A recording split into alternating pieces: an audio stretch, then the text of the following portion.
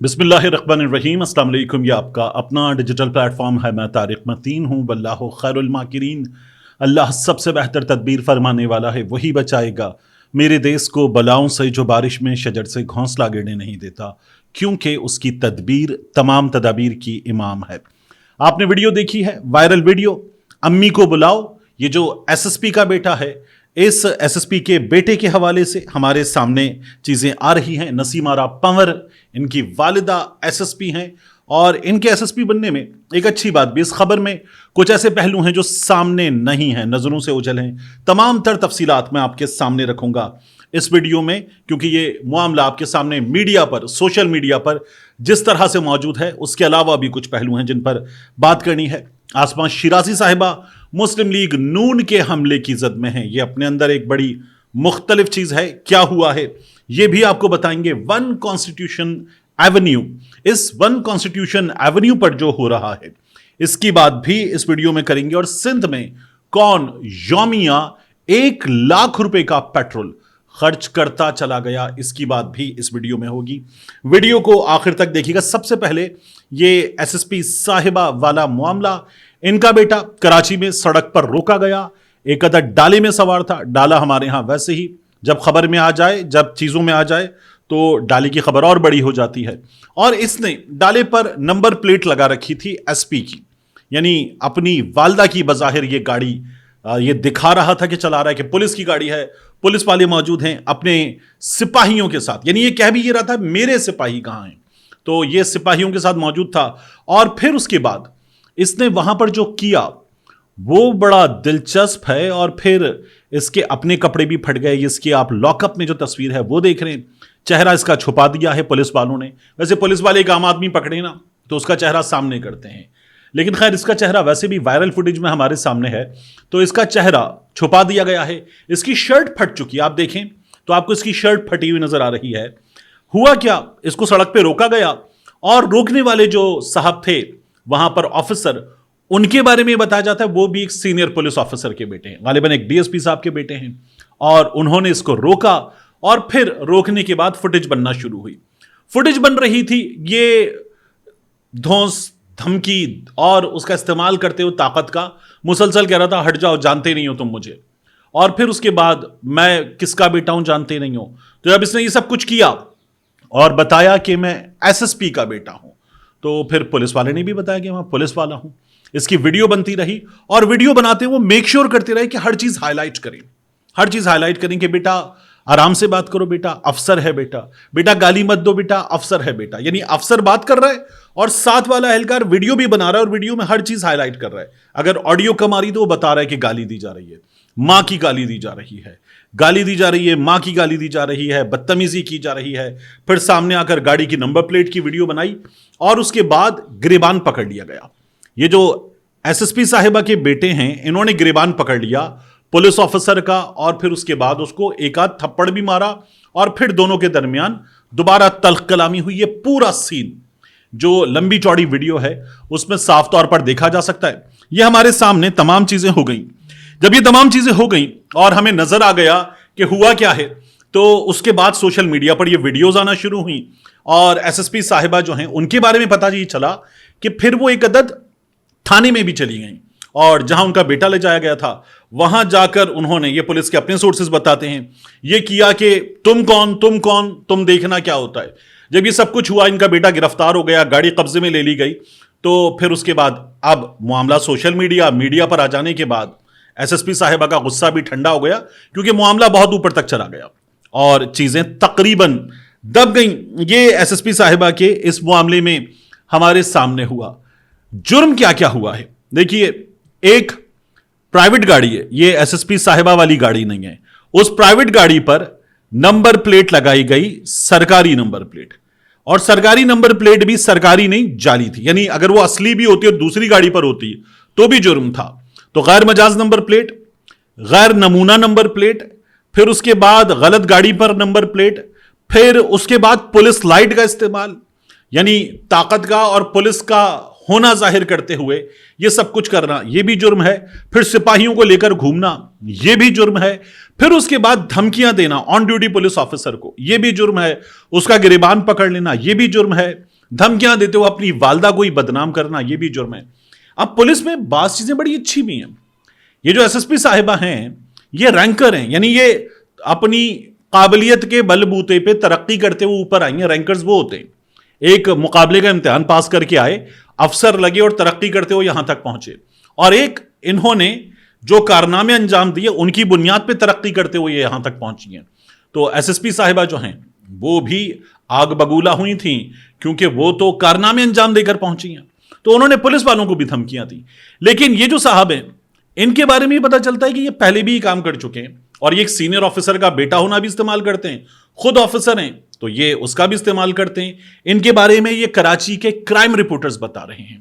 تو معاملہ بہت دلچسپ ہو گیا، لیکن اب ایس ایس پی صاحبہ ظاہر ہے کہ بیٹا گرفتار ہو گیا ہے، مشکل سے دو چار ہو گئی ہیں اور کافی کچھ ہے۔ ہونا پتہ ہے کیا چاہیے؟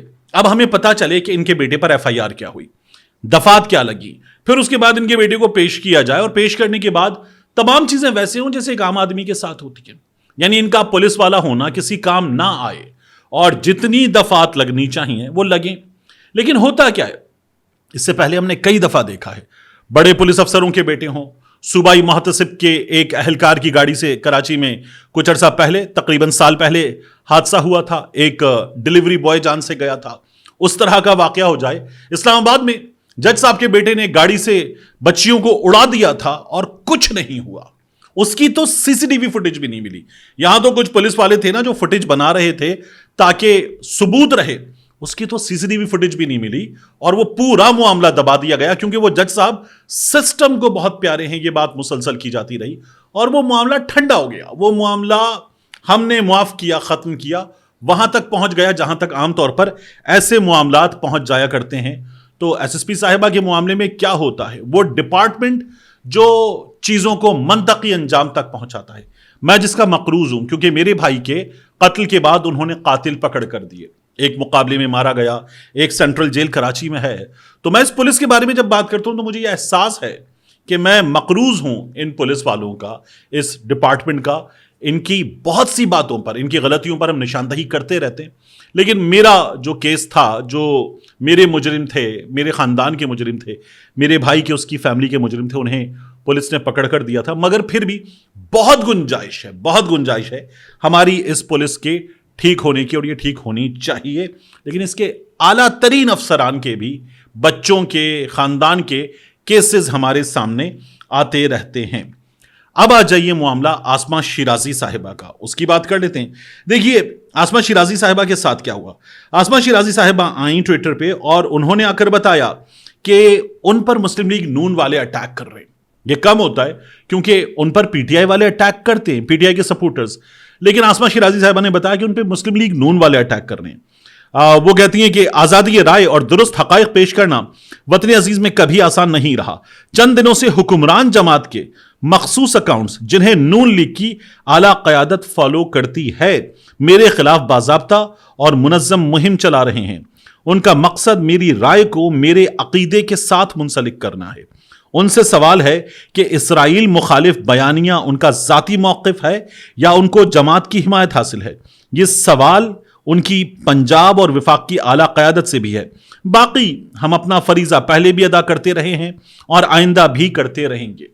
آسمہ شیرازی صاحبہ ظاہر ہے کہ سیدہ ہیں تو ان کو ایک خاص انداز سے دیکھا جا رہا ہے۔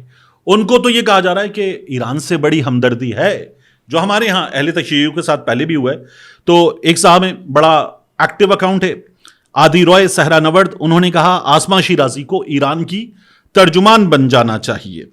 ایک ہیں کپسم ملک، انہوں نے کہا آسمہ شیرازی صاحبہ کو آپ کو راجہ ناصر عباس نے ایجنڈا دیا ہے یا پاسداران والوں سے ڈائریکٹ رابطے ہیں، یعنی پاسداران انقلاب کی بات ہو رہی ہے۔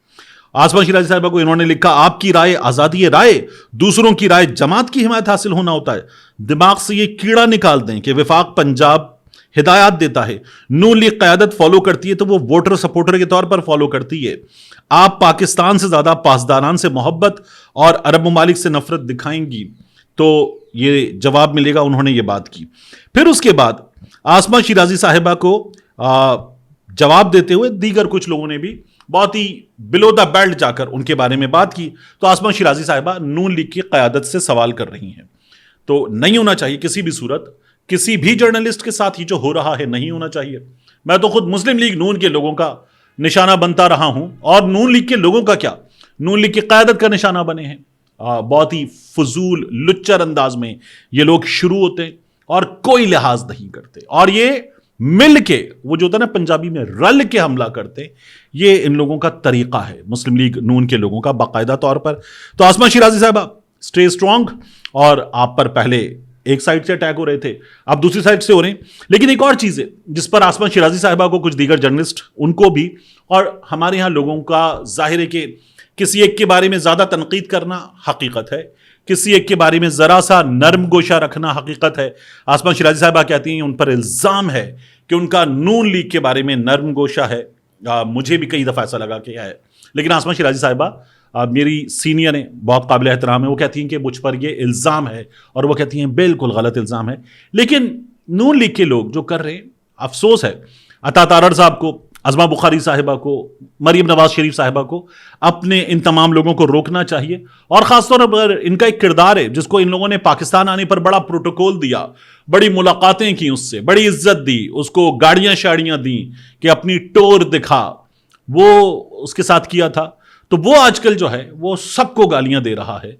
तो नून लीग की क़यादत को चाहिए कि उसको रोकें, और हमारे सीनियर सहाफ़ियों को, जैसे आसमा शिराजी साहिबा हैं, कुछ दीगर लोग हैं, उस शख्स के बारे में निशानदही करनी चाहिए, क्योंकि वो तो ऐसा गलीज अटैक करता है और करेगा, बाकियों पे सब पे करेगा।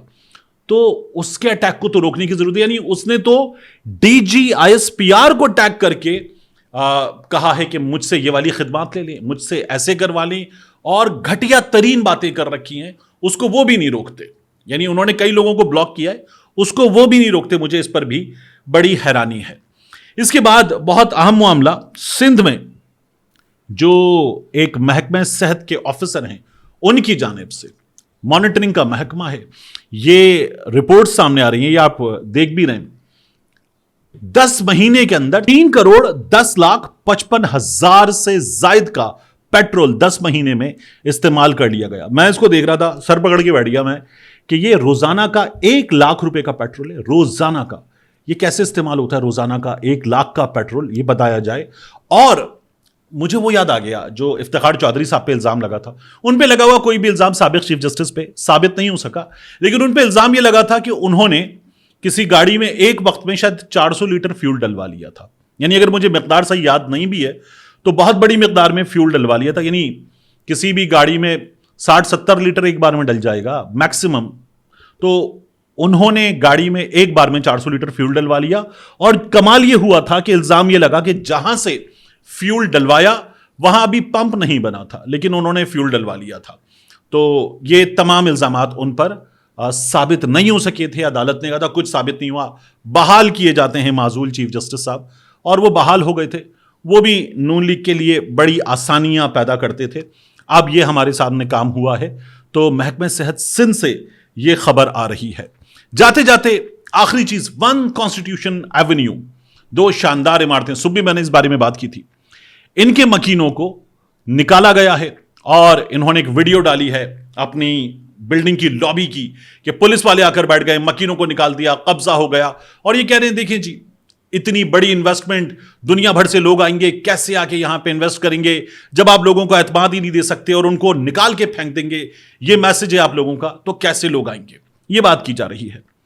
ये तमाम लोग याद करें, और इनको सपोर्ट करने वाले इस्लामाबाद के सहाफी वो भी याद करें कि अभी इस्लामाबाद में, अभी और इस वक्त भी चल रहा है, आगे भी चलेगा, गरीब लोग, आंसू बहाते लोग, खवातीन सरों पर चादर, मुंह छुपाते हुए अपनी चादर से आंसू पोंछते हुए, एक आम सा गरीब आदमी, वो बेचारा रोते हुए कि हमारा घर गिरा दिया, जिंदगी भर की जमा पूंजी हमसे छीन ली गई और ये हमारे साथ किया गया। पूरे इस्लामाबाद में जगह जगह ये हुआ, किसी को तकलीफ नहीं हुई, किसी बहुत बड़े सहाफती नाम को तकलीफ नहीं हुई कि ये क्या कर रहे हैं, किस तरह से कर सकते हैं।